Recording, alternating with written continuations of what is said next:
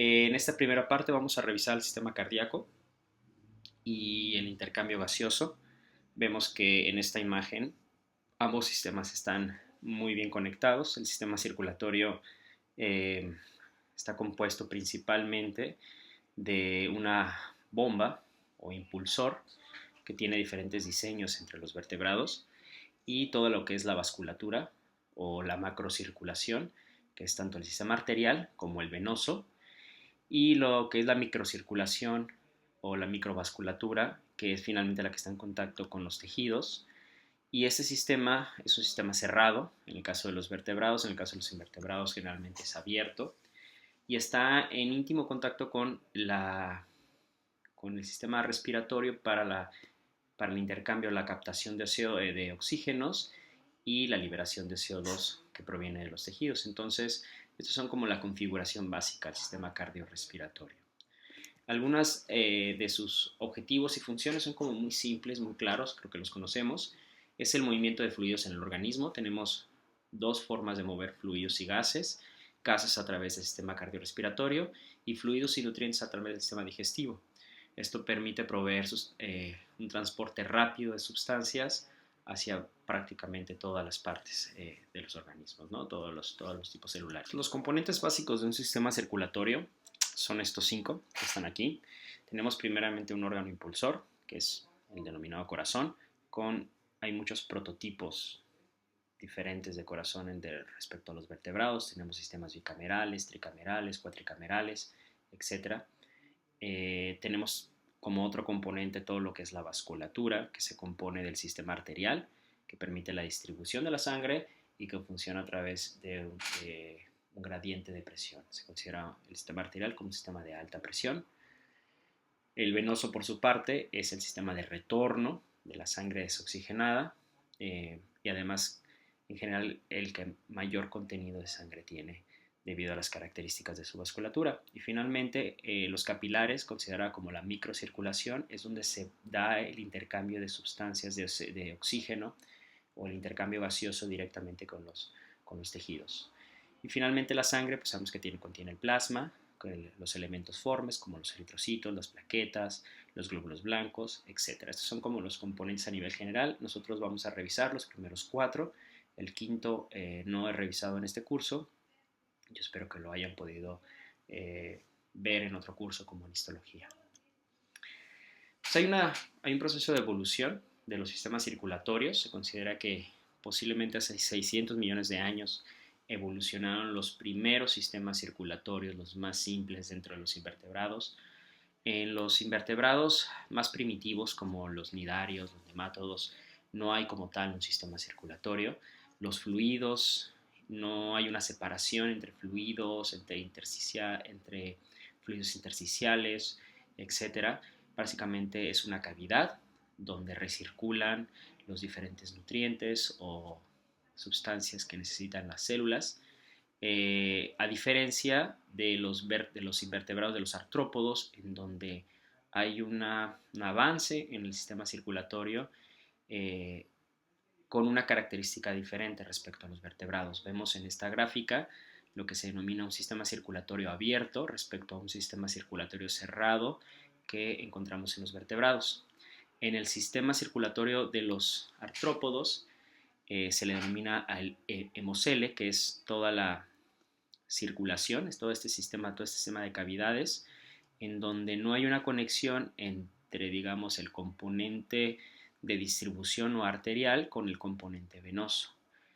Los líquidos o la hemolinfa, que es vertida al tejido, se mezcla con los líquidos intersticiales extracelulares. No hay una separación de estos nutrientes y oxígeno CO2. Sin embargo, la hemolinfa sí es bombeada a través de algún tipo de bomba central, que en algunos casos pueden ser más de una, en algunos casos puede ser inexistente. De hecho, en los artrópodos, la locomoción, su tipo de locomoción permite la distribución o el viaje de estos líquidos. En cambio, en los sistemas cerrados, en el de los vertebrados, todo el sistema venoso y el sistema de retorno, el sistema arterial, el sistema de retorno venoso está completamente fusionado con una bomba central que permite un flujo de alta presión. De otra manera dicha, los sistemas abiertos son sistemas de baja presión o de donde no hay una presión como tal respecto a los sistemas cerrados, que son sistemas de alta presión, y esta alta presión permite generar un gradiente que es principalmente cómo funciona la distribución de los líquidos, ¿no? Hay, como les dije, diferentes tipos de bombas entre los diferentes animales. Tenemos, por ejemplo, en los nemátodos lo que se denominan bombas extrínsecas, que no es una bomba en sí, sino que la musculatura o algún tipo de miocitos primitivos, la contracción de los miocitos va de alguna manera comprimir a una vasculatura primitiva y esta vasculatura permite el flujo. Esto es como funcionaría, no sé si conocen ustedes, una bomba peristáltica, en donde la bomba peristáltica es presionada en diferentes puntos de una tubería y la tubería al ser presionada el líquido va avanzando. Entonces esto es como funcionaría un tipo de bomba a través de un músculo extrínseco.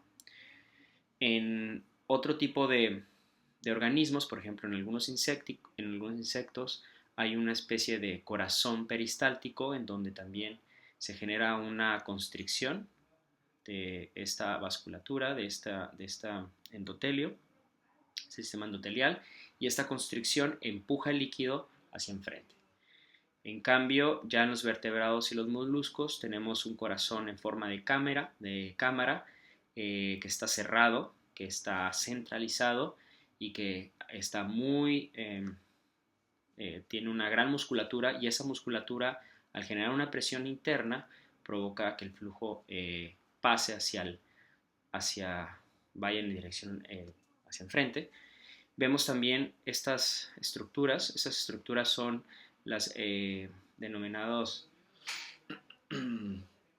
válvulas de no retorno, que permiten que el flujo vaya en una sola dirección. Vemos que la forma de la válvula impide que la sangre retorne hacia el punto de origen, ¿no? Vemos que aquí hay una válvula en la parte de salida, pero también en la parte de entrada, por lo tanto, el flujo siempre sigue una sola dirección. Bueno, esta es la anatomía general del corazón, tomando como modelo el corazón del humano. A lo mejor algunos ya han revisado esta información, pero la vamos a repasar muy rápido, ¿no? El corazón humano, el corazón de los humanos y el de las aves, es un corazón de tipo cuatricameral, ¿no? Tiene 4 cámaras muy bien divididos que impide que la sangre desoxigenada se mezcle con la sangre oxigenada. Entonces tenemos un lado una zona de aurículas, que es la zona superior. Hay 2 aurículas, una aurícula derecha y una aurícula izquierda. Y tenemos después una zona inferior, que son los ventrículos, el ventrículo derecho y el ventrículo izquierdo. Notan como la zona del ventrículo en esta imagen está mucho más musculado. Es la estructura que va a generar la mayor cantidad de contracción por el número de cardiocitos presentes. También vemos en esta imagen como la aurícula derecha y el ventrículo derecho son las zonas en donde ingresa el flujo venoso a través de 2 grandes venas, lo que se denomina la vena cava superior y la vena cava inferior. Todo lo que es la sangre o el retorno de la sangre del tronco superior retorna hacia la aurícula derecha a través de la vena cava superior, y el tronco inferior, todo lo que es piernas, vísceras, etcétera, a través de la vena cava inferior. Pero ambas ingresan por la aurícula derecha y después pasan a través de la primera válvula, la válvula tricúspide, que está separando la aurícula derecha del ventrículo derecho. Aquí se vierte la sangre desoxigenada y durante la sístole ventricular esto va a expulsar la sangre a través de la válvula pulmonar, que es otro tipo de válvula, y de ahí a la arteria pulmonar hacia los pulmones, ¿no? En los pulmones se va a oxigenar y va a regresar la sangre oxigenada, que está aquí señalada como en color rojo, a través de la vena pulmonar, ingresa a la aurícula izquierda, después de la aurícula izquierda pasa a través de la válvula mitral, que es la válvula que impide el retorno hacia la aurícula, pasa hacia el ventrículo izquierdo y de ahí a la válvula aorta, a la aorta y toda la circulación sistémica, ¿no? Entonces, esta es la secuencia lógica de la circulación. Eh, es muy sencilla. Entonces destaco la presencia de las diferentes válvulas, la válvula tricúspide y la válvula mitral. Recuerden, la válvula mitral es la que pertenece a la sección de la aurícula izquierda, que es la sangre oxigenada, y la válvula tricúspide a la sangre desoxigenada. Vean además la forma anatómica que tiene esta válvula, ¿no? La válvula tiene una estructura que impide, o más bien permite, una sola dirección de flujo. Cuando el flujo, en caso de que el flujo fuese inverso, la estructura de la válvula impide que tenga acceso el flujo hacia esta zona, ¿no? Ok, vamos a repasar tres sistemas distintos, utilizando el modelo del mamífero, del pez y de un anfibio para que contrasten cómo los sistemas circulatorios pueden ser modificados. El modelo del mamífero es como muy claro, este es ejemplificando cualquier mamífero, incluyendo el humano, como la sangre desoxigenada está totalmente separada de la sangre oxigenada. Toda la sangre desoxigenada es recogida a través de dos grandes sistemas venosos, que es la vena cava superior y la vena cava inferior.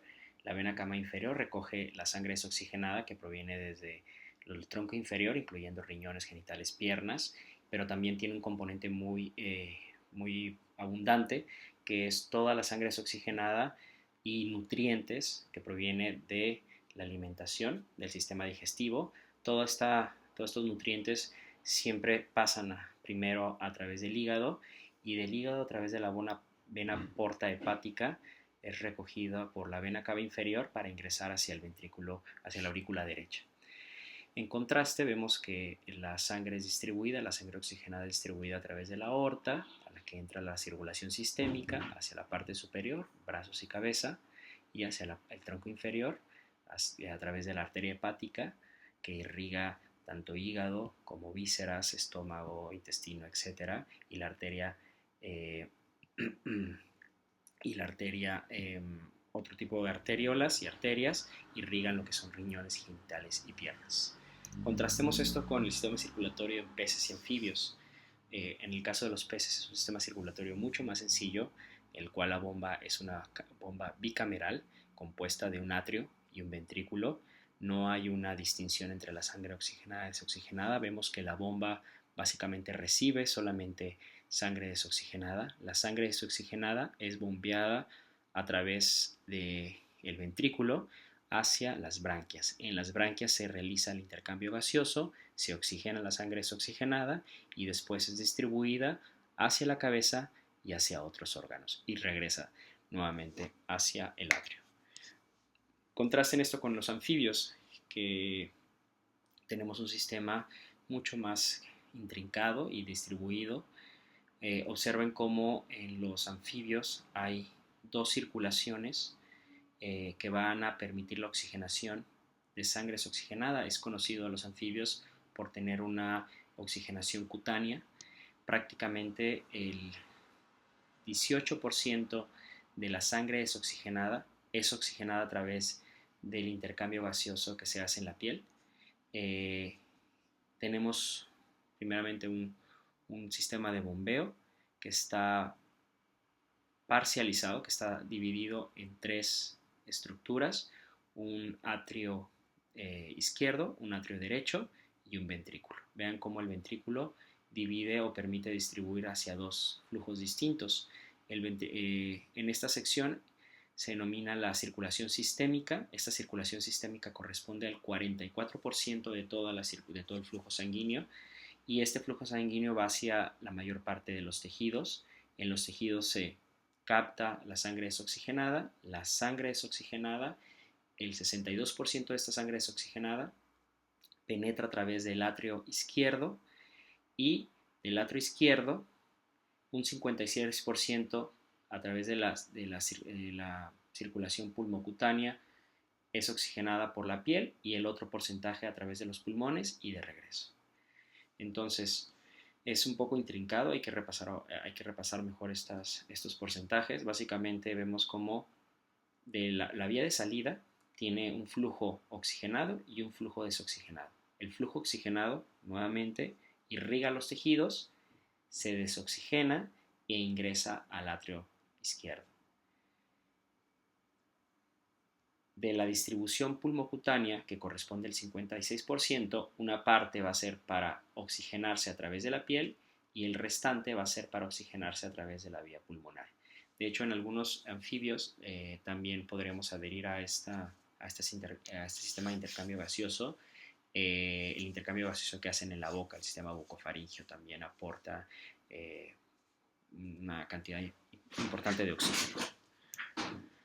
Ok, respecto al sistema vascular, el sistema vascular hablábamos que había dos grandes componentes, el arterial y el venoso, y el sistema capilar. Observen aquí cómo el sistema arterial y el sistema venoso, las estructuras endoteliales, el endotelio y todo el tejido conectivo que lo rodea, tiene un grosor muy diferente. Y esto va a ayudar a explicar mucho por qué un sistema funciona a alta presión y un sistema funciona a baja presión. Entonces vean cómo en el caso de la arteria, la luz del endotelio es una luz pequeña debido a que está rodeado por una gran cantidad de tejido conectivo y músculo liso. El músculo liso va a ser el músculo que se va a contraer y va a permitir la compresión, la dilatación o la relajación del endotelio. Después el sistema arterial se bifurca, su primera bifurcación se denomina arteriola y de la arteriola se bifurca a numerosos capilares. Los capilares son mucho más pequeños, están rodeados por menos capas de tejido conectivo y músculo liso y la luz es por lo tanto también mucho más pequeña, ¿no? Contrasta con el sistema venoso de ingreso, de retorno, tiene menos tejido conectivo, tiene menos tejido músculo liso y la luz del endotelio es una luz mucho más amplia, entonces quiere decir que el flujo es mayor. También en el sistema venoso podemos encontrar válvulas. Estas válvulas impiden el retorno en dirección contraria y solamente hacen que el flujo vaya en una sola dirección. Respecto al sistema de capilar, los capilares podemos encontrar tres tipos de capilares distintos. Ahorita explicaremos para qué es estos espacios orificios. Podemos encontrar un capilar continuo en donde las células endoteliales, esta sería una sola célula endotelial, aquí está su núcleo mostrado en esta figura. La célula endotelial, entre una y otra célula endotelial hay muy poco espacio, muy pocos poros. En los capilares fenestrados hay poros mucho más grandes y en los capilares de tipo sinusoide los espacios entre célula endotelial y célula endotelial son muy amplios, ¿no? Esto nos podría ayudar a explicar que en algunas estructuras o algunos tejidos que requieren una mayor irrigación o un mayor intercambio de nutrientes con el sistema vascular y el tejido, entonces encontraríamos capilares de tipo sinusoide o al menos de tipos fenestrados. Ok, bueno, esta es una recopilación de lo que ya mencioné, de las arterias, venas que conducen la sangre de los órganos al corazón, que son paredes más finas y que conducen a un sistema de baja presión, y las válvulas van a impedir el retorno, y los capilares que tienen un menor diámetro, ¿no? Ahora en esta imagen, en lo que se denomina microcirculación, que correspondería al sistema capilar, las arteriolas, que es la primera bifurcación, aquí están las arteriolas, o las vénulas, que es la primera bifurcación del sistema venoso, vemos cómo se bifurca en numerosos capilares. Estos capilares, si observan bien, están envueltos por tejido muscular. El tejido muscular permite la contracción o comprimir esta zona y redistribuir el flujo hacia zonas preferentes. Es decir, si hay un esfínter, si aquí el tejido muscular comprime esta estructura, redireccionará el flujo hacia el lado derecho, ¿no? De mi lado, y puede modificar la distribución de la sangre, ¿no? Hacia diferentes zonas, ¿no? Entonces vemos cómo el tejido muscular está de alguna manera inervando diferentes zonas para poder redistribuir el flujo, ¿no? En el caso del sistema capilar. Aquí se observa la imagen, como después de hacer la constricción, el flujo preferentemente sigue una sola zona, o caso contrario cuando fuera constreñido en otras zonas, ¿no? En los capilares también, en las fenestraciones de los capilares, se va a dar el intercambio de sustancias, de nutrientes, gases y algunos otros algunos otros elementos. La luz del endotelio, que está ejemplificado aquí en esta imagen, vemos las células endoteliales y los espacios entre células endoteliales que tienen diferente grado de magnitud dependiendo el tipo, ¿no? Los espacios, por los espacios o por los poros van a transitar algunas sustancias como algunos iones, aminoácidos, etcétera.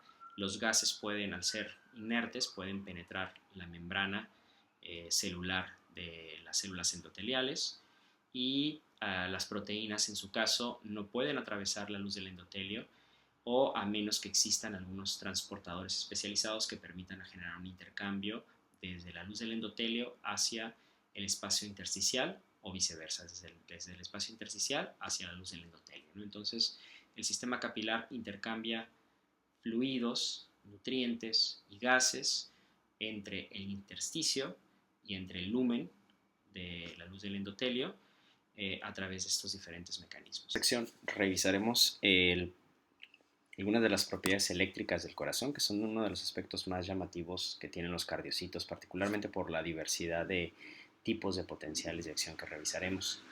El sistema de conducción eléctrica del corazón radica particularmente en dos nodos que se encuentran en las aurículas. Todo inicia a través de la despolarización del nodo SA, que se denomina en inglés, por sus siglas en inglés SA, es el nodo sinoatrial. Este nodo sinoatrial tiene características muy particulares a nivel celular en la generación de su potencial de acción. Es un potencial de acción el cual carece de fase de reposo. Ahorita lo vamos a revisar más a detalles. Tanto el nodo SA como el nodo AB, que es el que muestra nodo SA, y el nodo AB, nodo SA sinoatrial y nodo AB atrioventricular, son tipos celulares que tienen un sistema contráctil poco desarrollado, es decir, son cardiocitos especializados para la generación de potenciales de acción, para la transmisión eléctrica y no para la contractilidad, ¿no? Entonces, todo el corazón en general consta de cardiocitos, pero con dos tipos de especializaciones. Los cardiocitos contráctiles, que básicamente van a ser los que son la musculatura del corazón, tanto en la parte auricular como ventricular, está conformada de cardiocitos contráctiles, y en los nodos, en el nodo SA y el nodo AB, son cardiocitos de tipo no contráctiles, especializados en la transmisión eléctrica. Hay otros tipos celulares a lo largo del sistema de conducción eléctrica del corazón, que son conformados por estos haces, haz de Weishman, y más conocido las células de Purkinje, no confundir las células de Purkinje con las que hay en el cerebelo. Estas células de Purkinje son cardiocitos también, que especializados en la conducción eléctrica. La diferencia con las células de los nodos es que los cardiocitos tienen un potencial de acción mucho más parecido al potencial de los cardiocitos contráctiles que hay en la musculatura. Entonces, esta imagen hace confundir un poco en el pensar que estos haces que vemos aquí son axones de algunos tipos neuronales, pero no es así. Todos son cardiocitos, son células musculares que están organizadas de una forma tal en haces para poder permitir conducir la electricidad a través de toda la musculatura del corazón. Entonces, dentro de las características tenemos dos tipos de poblaciones: miocardiocitos no contráctiles y células de Purkinje, más podríamos agregar tal vez los cardiocitos contráctiles, aunque no son parte del sistema de conducción como tal, sino de la contracción del corazón. Toda la comunicación tanto entre los cardiocitos no contráctiles con los contráctiles, las células de Purkinje, toda la comunicación en el corazón se establece a través de conducción por conexiones gap. Es decir, es una transmisión de tipo eléctrica y no a través de una comunicación química como sucede en las neuronas. Esto tiene mucho sentido debido a que la contractilidad requiere ser simultánea y no debe de haber un retardo como tal. Si hubiese un retardo, tendríamos alguna población por ahí aislada de cardiocitos contrayéndose en un punto y otros en otro punto, etcétera. Entonces requiere una contracción sincronizada y esto solamente se puede dar a través de una conducción eléctrica con canales comunicantes GAP.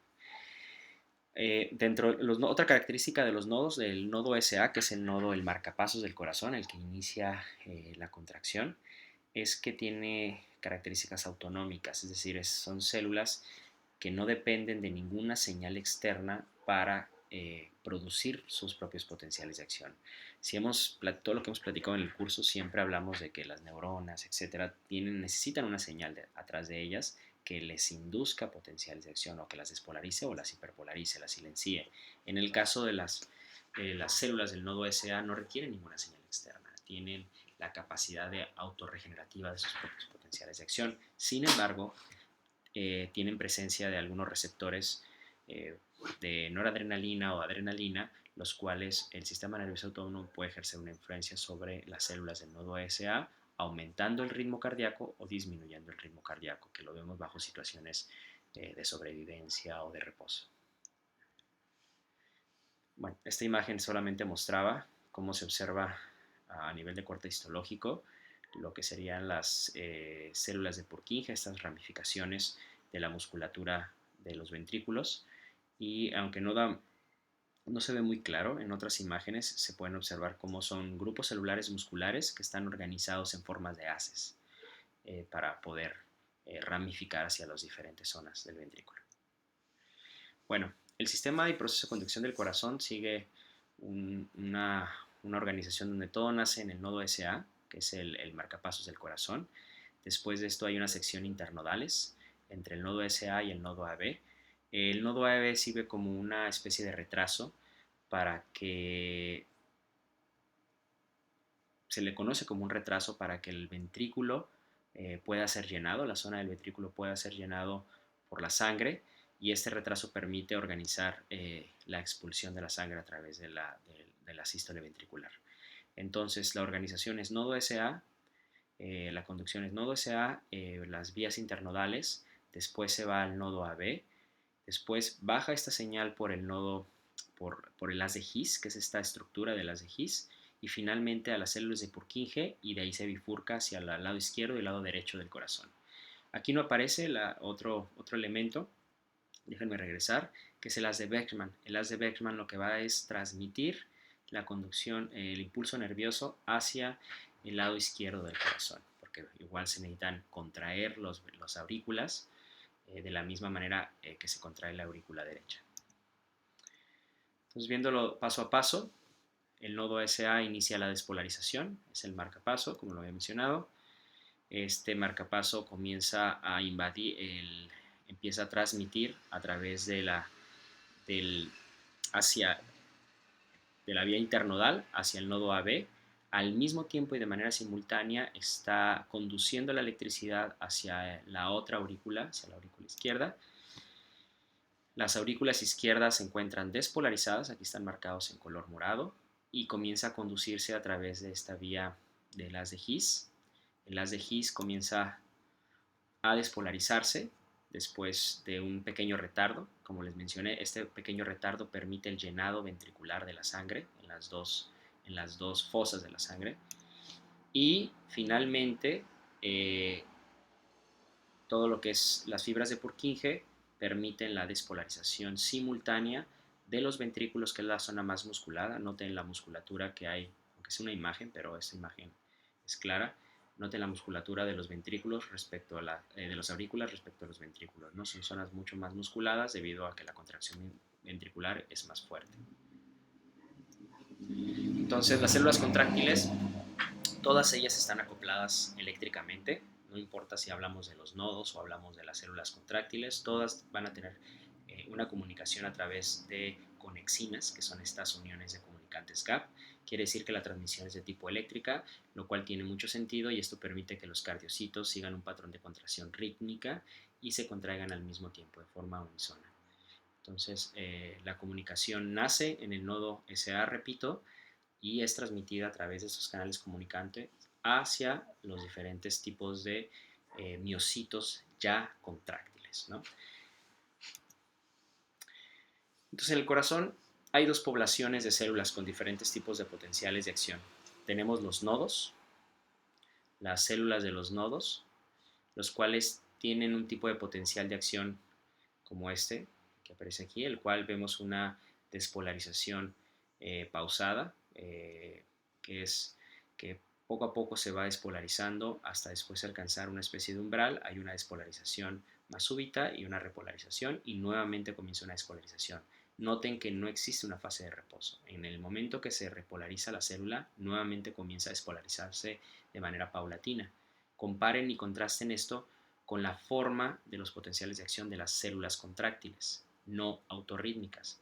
¿A qué células me refiero? A las células de la musculatura del corazón.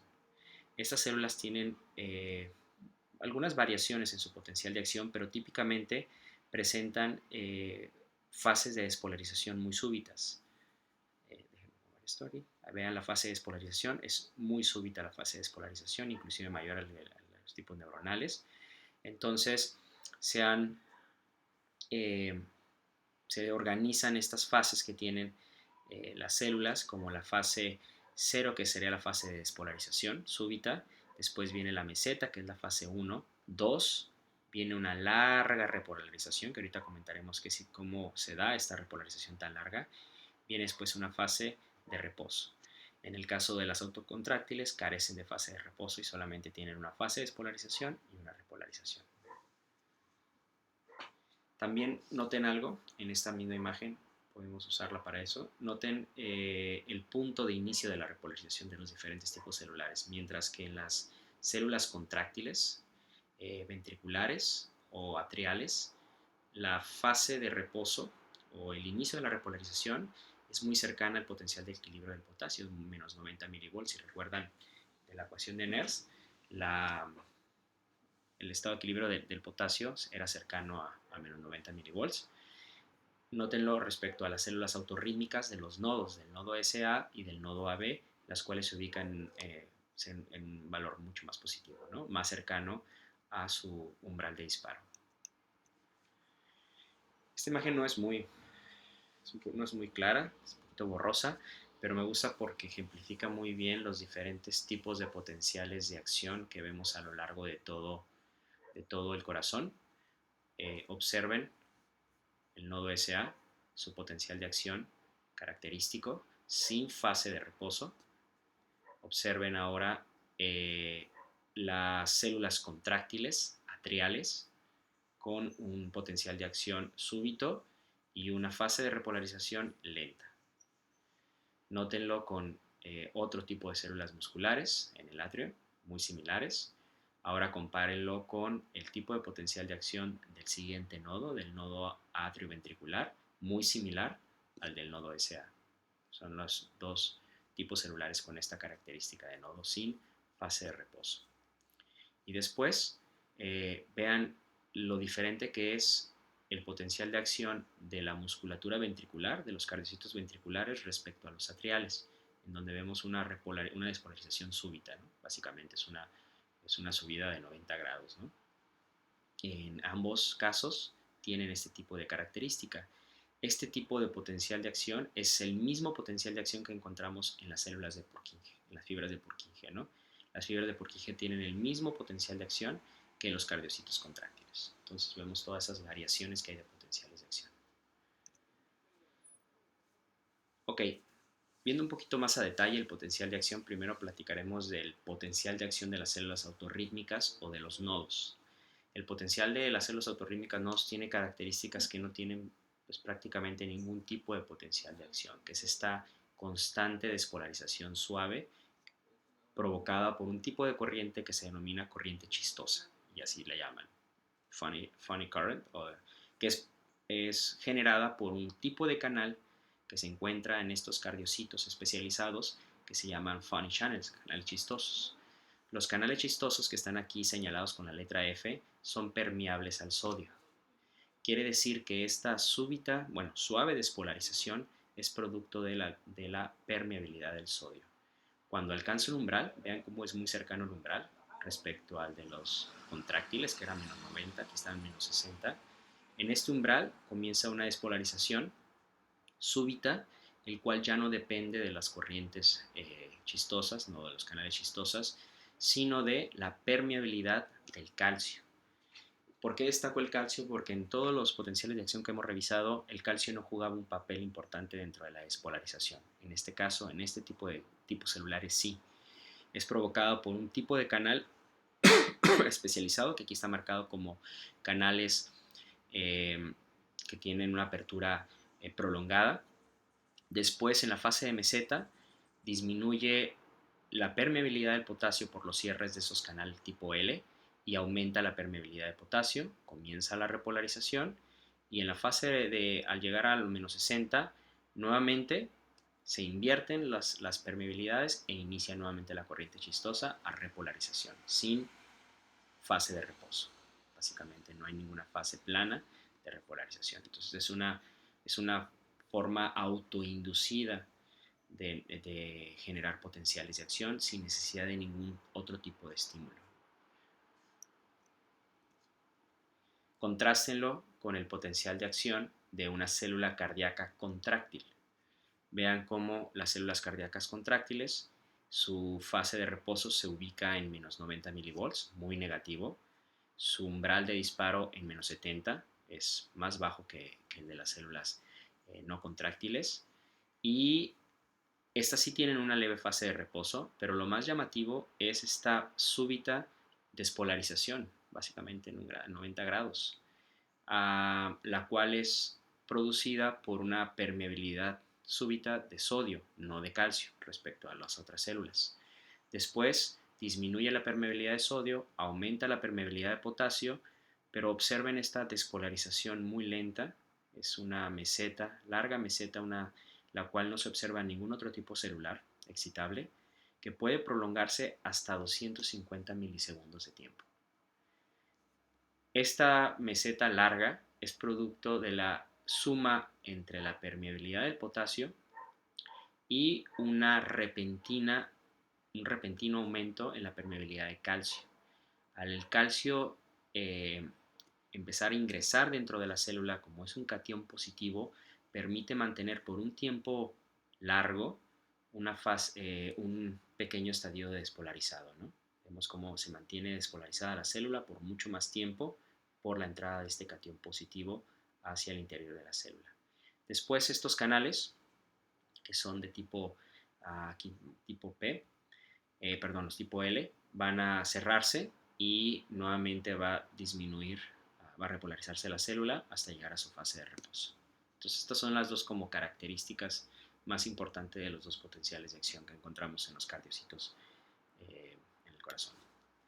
Bueno, respecto a este fenómeno de acoplamiento, excitación, contracción que revisamos para el músculo esquelético, no hay muchas diferencias de lo que pasa en el músculo esquelético en el resto de los músculos. Igual los cardiocitos son células, saben que a nivel histológico son células musculares de tipo cardíaco. La diferencia más llamativa que podemos destacar, la conducción sigue siendo a través de túbulos T. Los túbulos T, cuando alcance o arriba el potencial de acción a través de esa transmisión de tipo eléctrica, van a estimular a unos canales tipo L de calcio. Si recuerdan, en el músculo esquelético se denominaban DHP, los cuales mecánicamente estaban acoplados al canal de raniodina. Es decir, había como una especie de conexión directa con el canal de raniodina. En este caso no. En el caso del músculo esquelético, el calcio no ingresaba hacia la célula. En el caso del músculo cardíaco, sí lo hace. Entonces, el ingreso de calcio por la estimulación eléctrica se acopla al canal de raniodina, el cual es estimulado por el calcio y esa estimulación permite la liberación de calcio. Sin embargo, el ingreso de calcio se suma a la estimulación de calcio, a la liberación de calcio del retículo sarcoplásmico. Quiere decir que hay un doble ingreso de calcio y esto provoca lo que se denominan sparks de calcio, como llamaradas de calcio. Son como entradas súbitas o cambios súbitos en la concentración de calcio citoplasmático que produce como unas especies llamaradas cuando se observa en el microscopio. Déjenme revisar esta imagen, si se alcanza a ver. Ven estos cambios en la tonalidad. Es una microscopía de luz en el cual el calcio es marcado con una señal de iluminación y se observan cómo se producen estas pequeñas llamaradas, por decirlo de una manera, que no son más que la salida masiva de calcio al citoplasma. Entonces, estas llamaradas de calcio o chispazos de calcio, creo que es lo más correcto decir, estos chispazos de calcio van a ser la señal de acoplamiento con el mismo fenómeno que revisamos en el músculo esquelético, de unión a la tropomiosina, a la troponina, para mover la tropomiosina, para generar la unión de la miosina con la actina y generar la contracción. La intención de que existan estos chispazos de calcio es que requiere haber de una manera súbita mucho calcio para contraer las células de una forma explosiva, ¿no?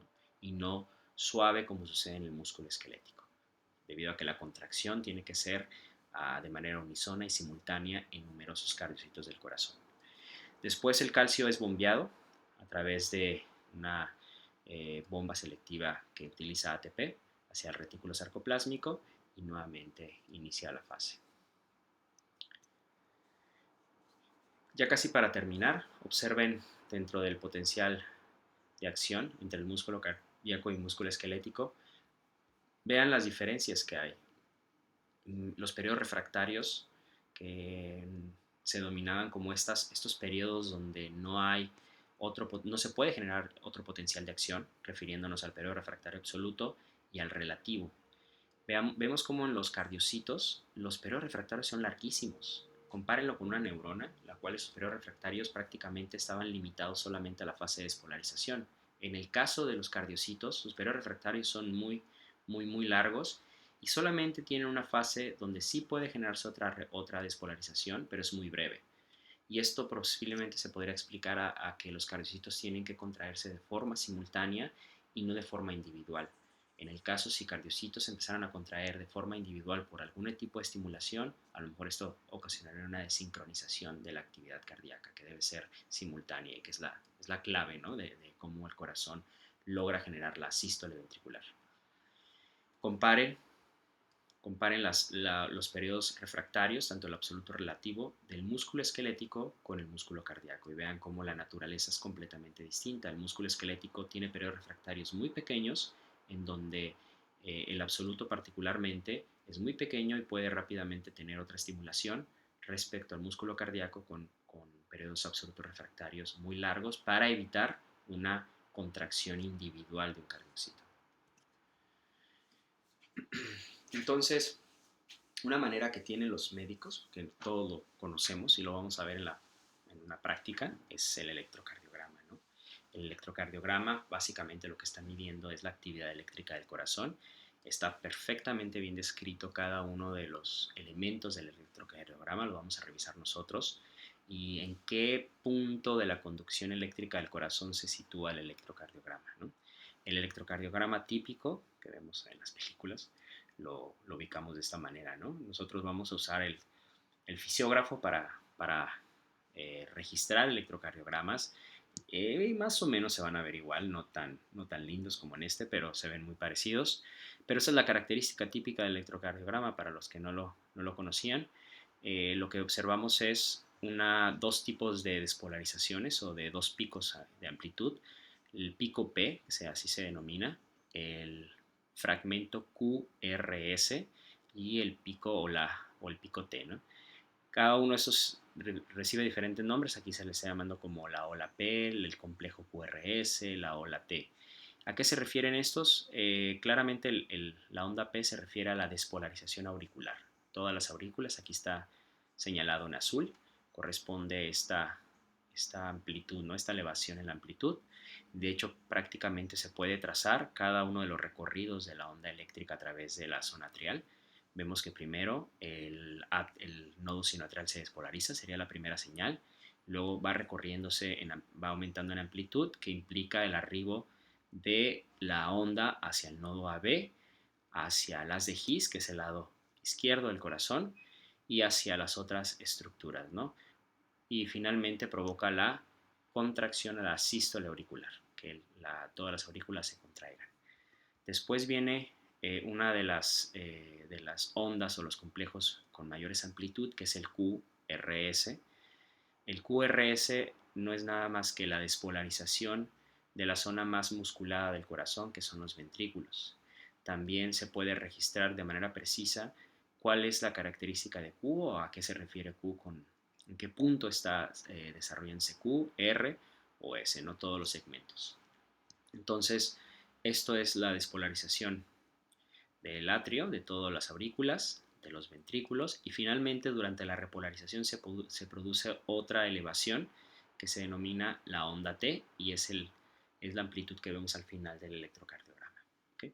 Entonces los cardiólogos, los médicos que se dedican a estudiar esto pueden utilizar cada uno de las ondas, de las amplitudes de las ondas, los intersegmentos, que son los segmentos entre P y Q, entre Q y R, entre S. Todos estos segmentos pueden ser analizados y tienen un valor clínico, pueden asociarse a ciertas cardiopatías por aberraciones en este electrocardiograma, que está relacionado el flujo, la presión y la resistencia de la sangre a través del sistema vascular. Vamos a revisar solamente algunos conceptos muy generales. Esto es un área que se explora muchísimo en la área clínica, tiene repercusiones clínicas muy importantes, sobre todo lo relacionado a la alta presión, a la baja presión, etcétera, y todas las patologías asociadas, es que nosotros lo vemos de manera muy general. Primero habría que hablar sobre los aspectos del ciclo cardíaco, unos conceptos básicos que son los denominados sístoles y las diástoles, que se refiere a la contracción de las aurículas y la contracción de los ventrículos. Entonces, como definición, sístole se refiere a la contracción tanto auricular como ventricular, ¿no? Entonces vemos que hay dos contracciones siempre en el corazón. Estos esquemitas ayudan a verlo de manera más dinámica, ¿no? Las dos contracciones que vemos, la sístole auricular y después sigue la sístole ventricular. También esta imagen nos ayuda a revisar eso que comenté sobre el retardo que existía en la conducción entre el nodo SA y el nodo AB. Vean cómo requiere haber un llenado ventricular. Este llenado ventricular es relativamente pausado, lento, y por eso se requiere este retardo en el nodo AB, que después transmite al nodo de His y a las células de Purkinje, ¿no? Entonces la sístole se refiere a la contracción, tanto aurículas como ventrículos, y la diástole se refiere a el proceso de relajación de la musculatura o de los cardiocitos, ¿no? Ambos procesos de manera conjunta se le denomina ciclo cardíaco, tanto de las contracciones como de la fase de relajación. Esta contracción de la aurícula y el ventrículo genera una presión que se denomina presión sistólica. La presión sistólica varía a lo largo de los diferentes vasculatura, de los diferentes sistemas vascular. Vemos como la presión sistólica, que es la contracción de las aurículas ventrículas, es mucho más alta en la región de la aorta. La aorta es la zona con la mayor presión de tipo sistólica. Después disminuye ligeramente la presión sistólica a un rango menor que se denomina presión diastólica. Esta presión diastólica se ubica en la aorta cercana a 80 y la sistólica cercana a 120. En las grandes arterias la presión, observen cómo sigue un valor muy similar, y con eso ustedes pueden correlacionar, si alguno se ha medido la presión, estos valores típicos que te miden la presión de 120 sobre 80 o sobre 70, y se refiere básicamente al valor más alto a la presión sistólica y el valor más bajo a la presión diastólica. Observen cómo la presión va cayendo a lo largo del sistema vascular, es mayor en las arterias, en el sistema arterial, y es mucho menor en los capilares y sobre todo en el sistema venoso. Como el sistema venoso es un sistema de baja presión debido al tamaño o al diámetro del vaso, es muy grande, por lo tanto la presión disminuye. Entonces esto nada más es como cultura general, ¿no? Recordar que cuando nos medimos la presión, lo que se está midiendo es una gran arteria. Esta gran arteria es presionada. Cuando se presiona y se contrae, se constriñe la arteria, se usa, con el manómetro, se usa un estetoscopio para escuchar unos sonidos que se llaman sonidos de Krakow, si no me recuerdo. Y estos sonidos te indican los sístole, la presión sistólica y la presión diastólica, ¿no? Entonces el primer sonido que escuchamos es cuando se hace la presión y comenzamos a disminuir la presión a través de esta pequeña válvula, vamos bajando la presión, escuchamos un sonido y con ese primer sonido que ubicamos, en condiciones normales nos debería de dar un valor de 120 milímetros de mercurio, que corresponde a este valor que ubicamos acá. Si vamos disminuyendo la presión, deberíamos escuchar un segundo sonido, por eso usamos el estetoscopio, y ese valor se ubica por arriba de los 70. Y esto es cuando la arteria se ha completamente distendido después de disminuir la presión que ejercemos, ¿no?, con el manómetro. Entonces la presión sanguínea se define como la fuerza ejercida por la sangre contra las paredes de los vasos, es decir, hay un flujo continuo y este flujo está presionando los vasos sanguíneos y esto genera una resistencia. Entonces el flujo está determinado por la misma resistencia de los vasos sanguíneos. En condiciones normales no debería de haber algún elemento que se oponga al flujo sanguíneo, sino solamente la resistencia que va a estar dado tanto por el diámetro o el radio del vaso, como la longitud del vaso, como también la viscosidad de la sangre, ¿no? Entonces, la resistencia se debe principalmente a la fricción entre la sangre con las paredes del vaso. Esto va a estar dado por el diámetro del vaso. Y el flujo de la sangre va a depender directamente de la acción de bombeo del corazón en estos procesos de ciclo cardíaco o gasto cardíaco. En promedio, una persona joven tiene un gasto cardíaco, mueve una cantidad de 5 litros por minuto eh, a través de este proceso de contracción y relajación. Algunas características del flujo sanguíneo, vamos a revisarlas brevemente. Algunos elementos que determinan el tipo de flujo sanguíneo. A través del sistema vascular, observamos cómo en los diferentes puntos del sistema vascular, aquí está en este punto aorta, arterias, arteriolas, capilares, venulares, es decir, este es el sistema arterial, este es el sistema capilar y este el venoso. Observen cómo hay una relación inversamente proporcional entre la velocidad y la superficie. ¿Qué significa esto? Que en el sistema arterial la velocidad es muy alta, pero la superficie es baja, debido a que el número de arterias y arteriolas es mucho menor al que encontramos en capilares. Es decir, los capilares en términos de superficie es mucho mayor, están muy bifurcados y eso disminuye abruptamente la velocidad. Entonces, cuando viene el flujo a través de las arterias, al llegar a las arteriolas comienza a bifurcarse el flujo y al llegar a los capilares son los que están mucho más ramificados, lo que aumenta el área de superficie. Vemos que el área de superficie de los capilares es mucho mayor al que vemos en las arterias y esto disminuye el flujo sanguíneo, la velocidad del flujo sanguíneo en función del área de superficie, que es el comportamiento que estamos viendo en esta gráfica. Capilares, al llegar a los capilares, baja la velocidad, pero aumenta el área de superficie. Y en el sistema venoso se recobra algo de la velocidad y disminuye el área de superficie debido a que es un sistema similar en términos de proporción respecto al arterial, ¿no? El venoso y el arterial sigue un sistema más o menos similar en términos de superficie, ¿no? Entonces hay una correlación inversamente proporcional entre la superficie y la velocidad del flujo. Entonces el flujo sanguíneo también va a estar dado por el diámetro del vaso. Recuerden que los vasos sanguíneos tienen diferentes diámetros, ya lo habíamos revisado, ¿no?, que están compuestos de un diámetro. El sistema venoso tiene un diámetro mayor, vean, el radio del sistema venoso es mayor respecto al diámetro del sistema arterial. Esto explica por qué en el sistema venoso la presión es menor respecto al sistema arterial. Vean el sistema capilar, el radio es mucho más pequeño, entonces esto va a impactar directamente en el flujo y el flujo va a estar dado por estos factores, por los factores de la superficie del sistema vascular, pero también por el radio, como la resistencia, si no hay algo que esté bloqueando. En este caso no habría un bloqueo, sino simplemente está dado por el diámetro del vaso, la longitud del vaso y la viscosidad. Cuando hablo de viscosidad me refiero al número o a la concentración de células en la sangre, esto, eritrocitos, plaquetas, lo que es células blancas, etcétera. Todos estos generan algo que se denomina hematocrito y hematocritos altos están relacionados con una alta viscosidad. una baja viscosidad en personas como las personas que tienen anemias. Las personas que tienen anemias tienen una viscosidad baja por la carencia o la deficiencia en eritrocitos y eso disminuye la viscosidad. Entonces, la viscosidad es un factor importante para el flujo.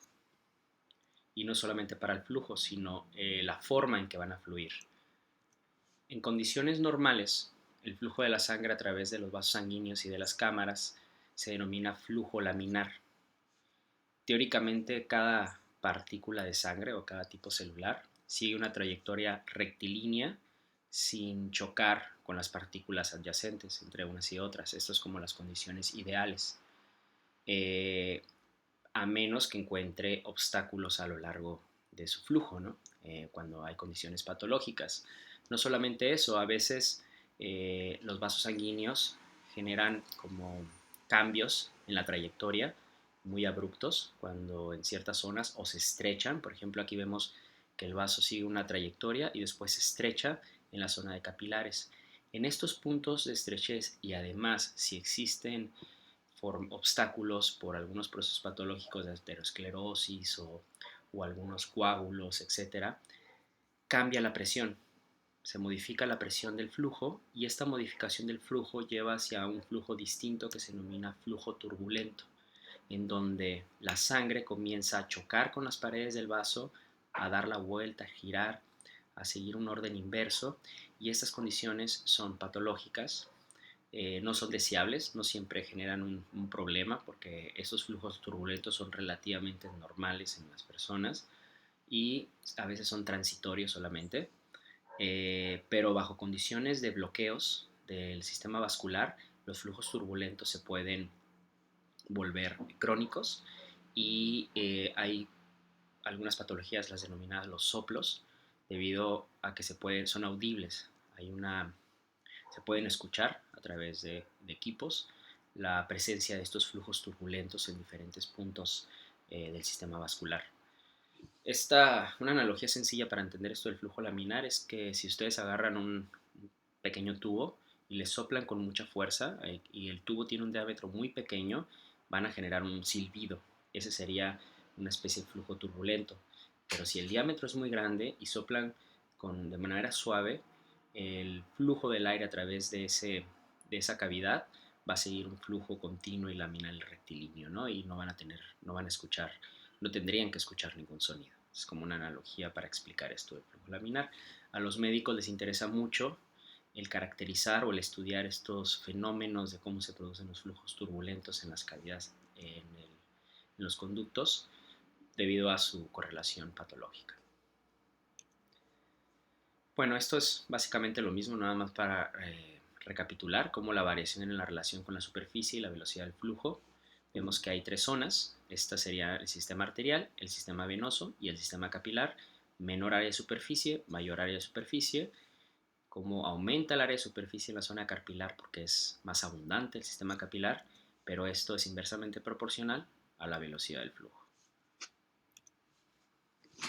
Entonces, la presión arterial, simplemente como datos generales, en un humano normal, sano, pues la encontramos en valores que van desde 130 hasta 100 miligramos de mercurio, relacionado a la presión sistólica, y la presión diastólica se ubica entre 80, 70, 75 miligramos de mercurio. Esto hay ligeras variaciones entre las personas. Hay personas que tienen valores más bajos, que tienen de manera sostenida presiones más bajas. La denominada hipotensión es cuando la sistólica se encuentra por debajo de 100, 110 de manera consistente a lo largo de todas las mediciones. Se puede asociar a ciertos padecimientos o hay personas que tienen este tipo de condiciones de manera crónica, ¿no? Es mucho más peligrosa la hipertensión, que está asociada a presiones sistólicas por arriba de 140 miligramos. Se considera más peligrosa, aunque puede haber eventos transitorios donde durante cierto momento o cierto periodo por el consumo de algún medicamento o por una cuestión de estrés pueden estar bajo estados de hipertensión y después regresar a estados normales, ¿no? Entonces, pues la presión arterial es como, ¿qué será? ¿Cómo decirlo? Es como la medida más general utilizada por los médicos, pues te lo miden en todos lados, como una referencia de procesos patológicos que se pueden estar formando o que pueden estar sucediendo en el cuerpo humano. Sin embargo, la presión está controlada o puede repercutir por muchísimas variables, es como multifactorial, y es complicado saber cuál es la causa precisa que está generando cambios en la presión arterial debido a las variables que pueden modificarla, ¿no? Entonces es una medida muy general del estado de salud de un organismo. Pero ¿cómo se regula la presión sanguínea? Sería lo más importante para el curso, es cuáles son los mecanismos celulares y moleculares que regulan la presión sanguínea. Hay varios mecanismos, este es un tema muy amplio, podemos separarlos. Bueno, yo aquí los tengo separados en dos sistemas, en dos formas de regular la presión. Sistemas que dependen de la actividad neural y y una regulación que depende de la actividad hormonal o del sistema endocrino. Dentro de los neurales podemos encontrar lo que se denomina el reflejo vasoreceptor, que es el que vamos a revisar, y hay otro reflejo que se llama de estiramiento auricular. Ambos lo que implican es sensores neurales o neuronas modificadas que se encuentran insertadas en zonas específicas del sistema vascular, particularmente en la aorta, dentro de la aorta o dentro de la carótida, de zonas de alto flujo y que están sensando los cambios en la presión a través de modificaciones en el flujo del vaso. Ese es un sistema. El otro sistema hormonal es un sistema de largo alcance y además es una comunicación de larga duración, una regulación de larga duración. Hay varios sistemas, hay muchas hormonas involucradas en esto. Yo aquí voy a mencionar lo que se denomina el sistema renina-angiotensina-aldosterona por su capacidad de modular la presión arterial a largo plazo. Entonces aquí está el control cardiovascular, cómo el corazón puede ser controlado a través de diferentes sistemas. Es decir, aunque tiene cierta autonomía, habíamos hablado que el nodo SA, que el marcapaso del corazón, las células del marcapaso tienen cierta autonomía, pueden ser modificadas su funcionamiento, su despolarización puede ser modificada, es decir, ralentizada o aumentada en función de ciertos factores, particularmente del sistema nervioso autónomo. Las neuronas parasimpáticas y las simpáticas pueden modificar la capacidad de despolarización de este nodo, ¿no? Ese es un sistema de control.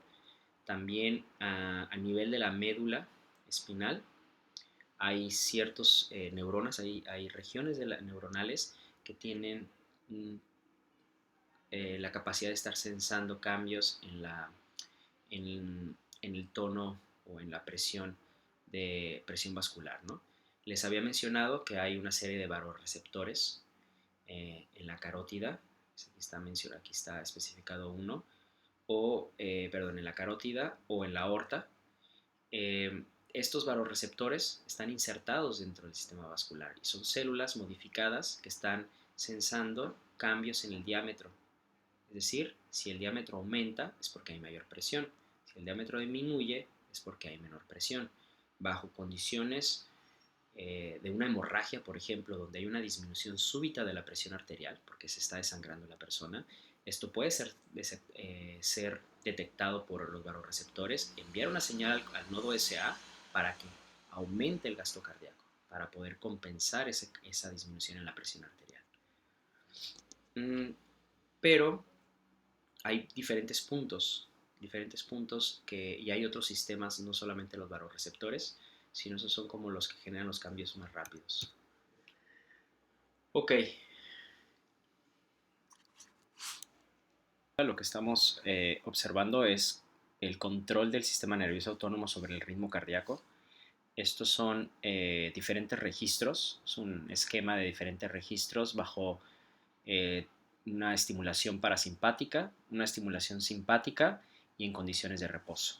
Entonces aquí lo que vemos en el eje de la Y es el potencial de membrana de las células del marcapasos del nodo SA y en el eje de las X lo que vemos es el tiempo, ¿no? Entonces vamos a tratar de entender cómo el sistema nervioso autónomo modifica el ritmo cardíaco en función de las necesidades del gasto cardíaco. Entonces todos hemos en algún momento sentido un aumento en la frecuencia cardíaca producto de alguna condición de estrés o algún evento estresante, algún accidente, etcétera. O en situaciones de reposo observamos cómo el corazón regresa a un ritmo bajo. Por ejemplo, estos estados parasimpáticos son muy comunes durante la bradicardia, que la revisaremos más adelante, en donde disminuye de manera muy abrupta el ritmo cardíaco por la estimulación parasimpática. Pero bueno, antes de eso, describamos bien cómo es el potencial de acción de estas células del nodo sinoatrial. Observen el inicio del potencial de acción que se ubica en menos 60 milivolts. El threshold se encuentra cercano a los menos 40 y un ciclo completo de despolarización y repolarización en estas circunstancias en reposo toma alrededor de 0.8 segundos de tiempo, ¿no? Entre la despolarización y la repolarización, para este ejemplo nada más. Observen este color morado que implica la despolarización de la corriente chistosa, la cual alcanza el umbral y se produce la súbita despolarización dependiente de calcio. Bajo estimulación parasimpática, que asumimos que la estimulación parasimpática que revisaron en el tema del sistema nervioso autónomo va encaminada hacia el reposo, esperaremos que una disminución de la frecuencia cardíaca. ¿Cómo sucede esto? Bueno, básicamente lo que sucede es que durante la repolarización de la membrana de las células del nodo SA se produce una ligera hiperpolarización. Comparen el nivel de potencial de membrana ante una estimulación parasimpática con el nivel de potencial de membrana bajo un estado normal. Observamos que este está cercano a menos 70, lo que significa que durante la despolarización paulatina de la corriente chistosa va a requerir al menos 10 valores más de milivolts, o sea, 10 unidades más de milivolts para alcanzar el umbral. ¿Okay? El umbral quedó ahora más lejos para poder generar la despolarización. Y esta pequeña consecuencia tiene un cambio en la frecuencia cardíaca. Pasa de 0.8 que requiere para dar un ciclo completo a 1.6. Vemos aquí el inicio de la despolarización, el final de la despolarización es 1.6 y requiere 1.6 milisegundos para volverse a despolarizar. Entonces se ralentiza la frecuencia cardíaca. Este evento ya a nivel molecular depende de la estimulación acetilcolinérgica. En el tema del sistema nervioso autónomo, si ustedes recuerdan, la vía de la neurona preganglionar y ganglionar que conecta directamente con el órgano efector, toda ella es dependiente de la liberación de acetilcolina. Entonces, en el órgano efector, en este caso, el ejemplo sería como que esta membrana correspondería a las células sinoatriales. Ahí se ubican receptores muscarínicos en las células, en los miocardiocitos sinoatriales. Y estos receptores muscarínicos van a recibir acetilcolina por parte de la estimulación parasimpática de las neuronas ganglionares parasimpáticas. Y esta estimulación lleva hacia dos vertientes diferentes. Por un lado, se estimula la apertura de canales de potasio, lo que permite la permeabilidad hacia afuera del potasio, y por otro lado se inhibe la apertura de los canales T permeables a calcio. En consecuencia, ambos eventos llevan hacia la hiperpolarización de la membrana celular, de las células sinoatriales. Por otro lado, la estimulación parasimpática provocaría lo contrario, ¿no? Todos hemos sentido un aumento en la frecuencia cardíaca ante un evento estresante. ¿Qué sucede aquí? Pues esperaríamos que lo que se reduciría entonces es el punto de inicio de la despolarización a través de la corriente chistosa, y así es como sucede. Se modifica se disminuye este punto de la repolarización, pasa de menos 60 a tal vez menos 50 en este ejemplo, y esta reducción ubica el inicio de la repolarización mucho más cercano a la zona umbral. Por lo tanto, se reduce un ciclo completo en tal vez punto 6, de punto 8 a punto 4 de tiempos para generar un ciclo completo, ¿no? Esta estimulación será dependiente de la actividad noradrenérgica a través de un nervio, una neurona ganglionar simpática, y esta actividad noradrenérgica es modulada a través de receptores betadrenérgicos que pueden ser beta 1 o 2, pero en general ambos llevan hacia la permeabilidad del calcio, y al generar permeabilidad de calcio se produce un cambio de potencial de membrana excitable, ¿no? Se produce una excitación. Entonces estos receptores betadrenérgicos encontraríamos en las células del nodo SA, tanto betadrenérgicos como muscarínicos, ¿no? Lo que variaría es la respuesta simpática o parasimpática que está ejerciendo el sistema nervioso autónomo sobre estas células.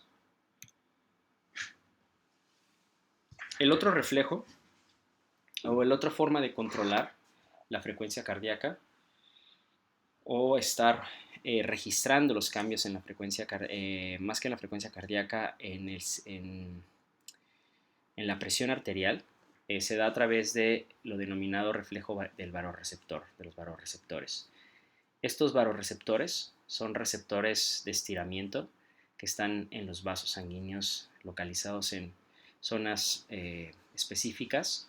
Encontramos una serie de varorreceptores, de células varorreceptoras en la aorta y en la carótida. Aquí en esta imagen también se destacan algunos quimiorreceptores que también están sensando cambios en la presión arterial, pero de una forma química. Aquí solamente vamos a destacar los que se basan en estiramiento, que finalmente corresponderían a un tipo de receptor o célula mecanorreceptora, ¿no? Porque está funcionando a través del estiramiento. Observen en esta imagen cómo se puede identificar incrementos en la presión arterial. Esta sería la presión arterial normal, 70-110. Cuando hay un aumento en la presión arterial, el varorreceptor responde aumentando su frecuencia de disparo. Esta frecuencia de disparo es enviada hacia la médula espinal, es decir, el varorreceptor se encuentra en la carótida o en la aorta, y estos disparos son enviados hacia la médula espinal.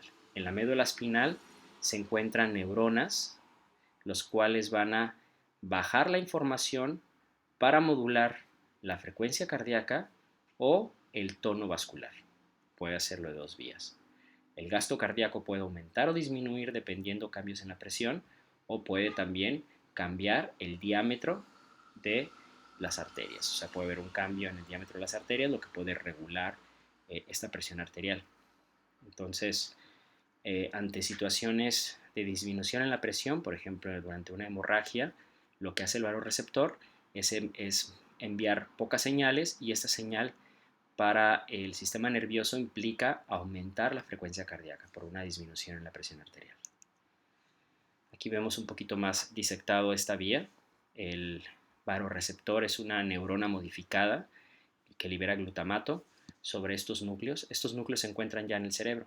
Entonces aquí puede ejercer una sinapsis con un núcleo llamado el núcleo del tracto solitario. Eso no es tan importante recordarlo, pero bueno, hay una serie de núcleos y hay dos vías de comunicación del varorreceptor. Por un lado, a través del nervio vago, que es un par craneal, puede modular la activación, bueno, puede generar vasodilatación, disminución de la frecuencia cardíaca cuando detecta una disminución en la presión arterial. Digamos que esta es la vía neural para modular en respuesta a una disminución de la presión arterial.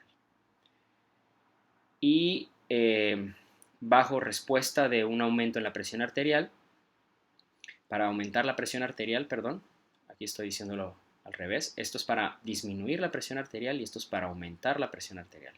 Para aumentar la presión arterial, la vía sería núcleo tracto solitario y una estimulación simpática. Sabemos que ya lo comentamos, la estimulación simpática va a generar un aumento en la presión arterial, como serían eventos de vasoconstricción y aumento de la frecuencia cardíaca. Entonces, para recapitular, los vasoreceptores están comunicando cambios en la presión arterial, posicionándose estas células en zonas de alta presión. Sabemos que la aorta es una zona de alta presión. Si la presión cae por alguna hemorragia, esperaríamos que la vía que se activara fuera la vía del sistema simpático para aumentar la presión arterial a través de dos maneras, aumentando la frecuencia cardíaca y generando una vasoconstricción. En el caso de que existiera un aumento en la frecuencia cardíaca, una aceleración en la frecuencia cardíaca, un aumento o una cuestión de hipertensión, la vía de cómo el vasoreceptor respondería sería a través del nervio vago, y esto provocaría una vasodilatación, un aumento en los vasos. Esto tendría como consecuencia una disminución en la presión arterial. Otras maneras en las que se controla el tono arterial es a través de ciertas sustancias químicas. Algunas de ellas son hormonas, algunas de ellas son gases o señalizadores. Hay toda una variedad de señalizadores químicos que permiten modificar a las células musculares lisas y a las células endoteliales, ¿no? Hay varios cambios. Entonces, recordando que un vaso sanguíneo se compone de las células endoteliales, que están recubriendo, que son las que están directamente en contacto con el flujo, y alrededor de las células endoteliales encontramos células musculares lisas. Entonces hay toda una serie de elementos que pueden incidir sobre las células musculares. Por ejemplo, el óxido nítrico, ahorita lo revisaremos. El óxido nítrico es un vasodilatador, lo que provoca un aumento en el flujo, es decir, si es un vasodilatador, lo utilizaríamos para aumentar el flujo como consecuencia de una baja presión. O otras sustancias como la vasopresina, la endotelina, etcétera, son vasoconstrictores. Lo que hacen es disminuir el flujo. Observen el tamaño del diámetro de una vasoconstricción respecto a una vasodilatación. Son diferentes tipos de químicos que modulan distintas diferentes formas de modular la presión arterial. De hecho, voy a pasarme aquí. Aquí hay una lista completa, mucho más rica de todas estas sustancias. Por un lado tenemos todos los que son vasoconstrictores, que van a reducir la luz del endotelio, y esto va a generar un aumento en la presión arterial. Tenemos a la endotelina, a la vasopresina, y esta es como su clasificación.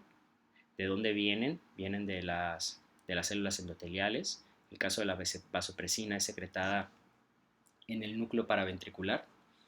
La angiotensina, por su parte, esta la vamos a revisar después, ahorita más adelante, y es secretada en el hígado, ¿no? También hay toda una batería de sustancias que son vasodilatadores. Destaco aquí la adrenalina, que es una neurohormona secretada por la médula adrenal. La acetilcolina, que sabemos que es parte del sistema parasimpático. Muy importante el óxido nítrico, muy conocido como un vasodilatador.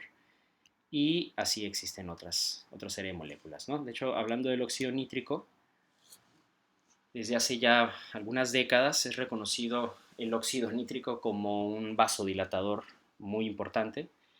Fue descubierto, me parece que de manera accidental.